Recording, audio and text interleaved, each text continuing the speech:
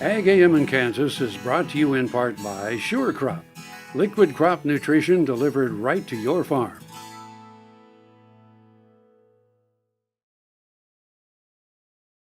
It's our pleasure to visit with the first ever Henry C. Gardner Lecturer on Global Food Systems at Kansas State University. His name is Dr. Robert Fraley, and he is a Senior Vice President and Chief Technical Officer with Monsanto. Dr. Fraley, it's a pleasure to have you here on the K-State campus. Did you envision the levels of success with biotech crop development and advancement that we've witnessed?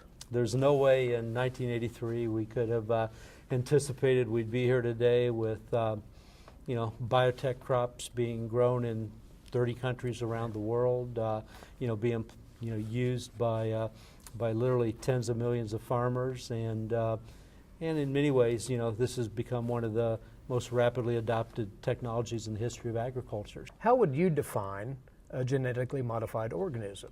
I was just talking today with some of the students here and explaining that gets harder and harder to answer because, on the one hand, man has been genetically modifying crops from the beginning of time.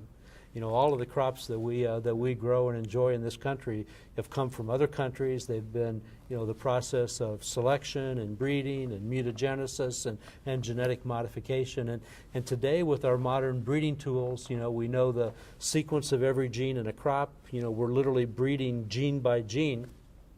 And then you put into context, biotechnology and GMOs, where we're even being more precise, and we're able to introduce one or two genes very specifically and add yet another benefit to the crop. So it's kind of a blur, but I would say that there's fewer differences than there are commonalities, and the purpose of both of these methods is to take advantage of genetic diversity and produce crops that are higher yielding, that help farmers grow more to ensure food security for the world. Is that definition getting out to the public? One of the things I look back on and really regret is, when we were able to launch those first biotech products, the Roundup Ready soybeans in the mid-90s, we put all of our energy into talking to, our customers, farmers, about the products and the benefits, and, we did a great job. I mean, over 90% of the soybean farmers in this country, use a biotechnology crop. But what we didn't do was spend the effort we should have to talk to consumers.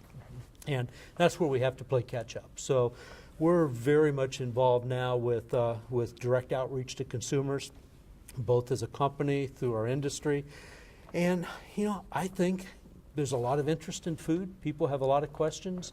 And it's all of our opportunity to talk to consumers. I mean, the moms and the foodies and the millennials and the chefs about why innovation in agriculture is going to be so important to meet the food challenges of the future, but to be able to use those techniques to farm more intensively and more sustainably in order to ensure that we can protect the environment. I think that the challenge for food security that we face is one of the greatest challenges facing mankind. In 2050, if you say it really fast, it seems like a long way away, but it's 35 years. And when I talk to kids, and I talked to a bunch of the students earlier, I made the point was, by the time those students that I talked to this morning are my age, the decisions that we have made or not made, the tools that we've elected to use or not use, are going to determine, whether we have a food secure world or not.